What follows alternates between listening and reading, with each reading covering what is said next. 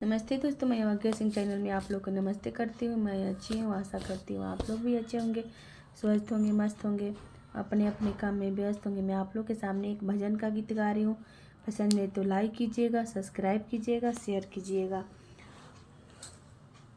गुरु जी पुकारी ना हो, गुरुजी मुखाहु ना बोल, गुरुजी मुखाहु ना बोल। भरल बाकसवा धोतिया छोड़े आईनी हो, गुरुजी मुखाहु ना बोल, गुरुजी मुखाहु ना बोल। भरल बाकसवा धोतिया छोड़े आइलू हो, ओ हमें से काहू नादान, ओ हमें से काहू नादान।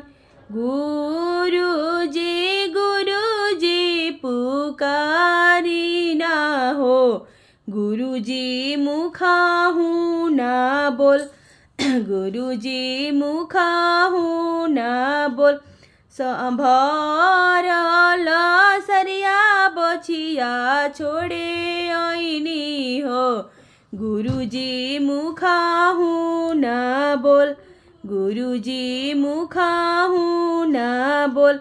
भरल सरिया बछिया छोड़े आइलू हो, ओ हमें से काहू नादान, ओ हमें से काहू नादान। गुरुजी